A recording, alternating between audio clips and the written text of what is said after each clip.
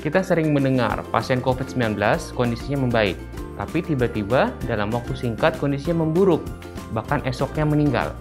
Dan kita tahu ternyata saturasi oksigennya menurun. Bagaimana sih cara mencegah agar saturasi oksigen tidak menurun? Simak video ini ya.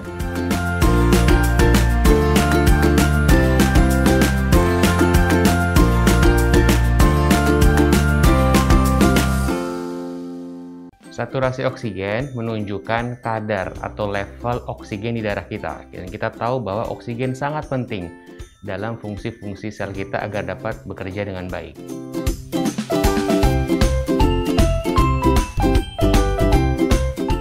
Sebenarnya tidak ya. Jadi COVID itu ada COVID yang ringan, ada yang sedang, ada yang berat. Umumnya COVID yang berat akan menyebabkan saturasi oksigen seseorang menjadi turun atau rendah. Jadi tidak semua pasien COVID-19 akan mengalami penurunan saturasi oksigen.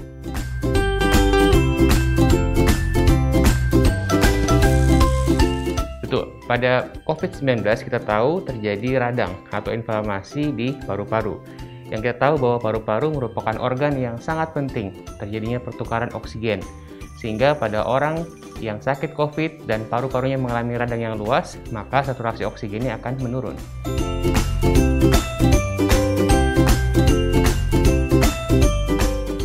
Gejala saturasi oksigen yang menurun itu bervariasi. Jadi kalau turunnya ringan, maka orang biasanya akan lemas atau cenderung mengantuk. Tapi kalau turunnya jauh sekali, misalkan di bawah 60%, seseorang bisa mengalami penurunan kesadaran. Dan biasanya juga sebagian besar akan mengalami sesak. Sehingga penting sekali untuk mengenali kapan kita itu sebetulnya mulai menunjukkan tanda-tanda penurunan saturasi oksigen.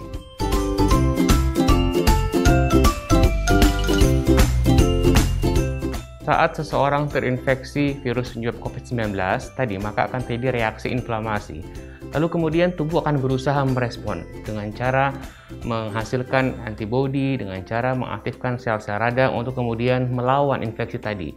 Bila tubuh berhasil melawan infeksinya, maka proses radangnya akan minimal, sehingga oksigennya biasanya tidak sampai turun. Tapi kalau kemudian tubuh gagal melawannya, maka inflamasinya akan terjadi terus-menerus, virusnya berkembang menjadi cepat, dan orang sampai bisa mengalami penurunan saturasi oksigen.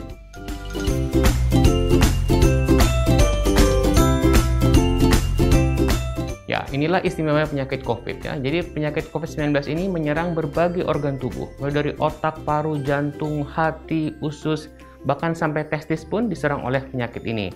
Nah, dan memang pada orang-orang tertentu seperti lansia, orang dengan komorbid, proses perburukan atau penurunan kondisinya berlangsung menjadi cepat sekali ya. Karena tadi sekali lagi bahwa ketika tubuh mampu melawan infeksinya, maka dampaknya minimal. Tapi ketika tubuh kalah, misalkan jumlah virusnya banyak sekali atau tinggi sekali, tubuh akan kalah sehingga terjadi perburukan dalam waktu yang singkat.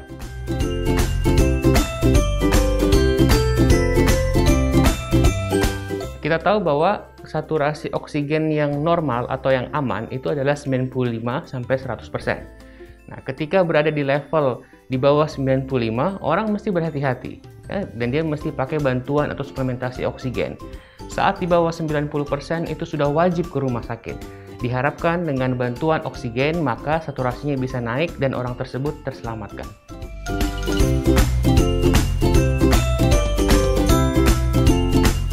Sangat bergantung pada kondisi orang tersebut ya. Kalau COVID-nya kemudian yang sedang, biasanya kemampuan untuk bertahannya cukup baik. Tapi kemudian kalau COVID yang berat, apalagi telat ke rumah sakit, telat mencari pertolongan, maka peluang untuk bertahannya juga relatif lebih rendah.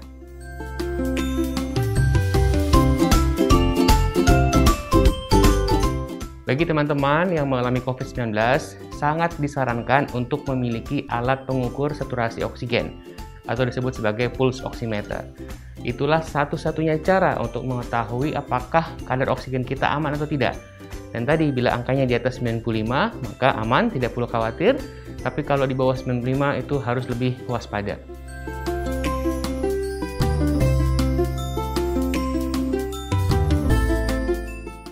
Pasien COVID yang sedang menjalani isolasi mandiri dan saturasi oksigennya mulai menunjukkan penurunan, maka dapat melakukan gerakan proning. yaitu gerakan tengkurap yang dilakukan antara setengah jam sampai dengan 2 jam dalam satu hari. Gerakan proning ini secara ilmiah terbukti efektif untuk memperbaiki fungsi paru sehingga diharapkan saturasi oksigen bisa membaik. Nah, itu tadi penjelasan tentang hubungan penyakit COVID-19 dengan saturasi oksigen. Semoga bermanfaat ya.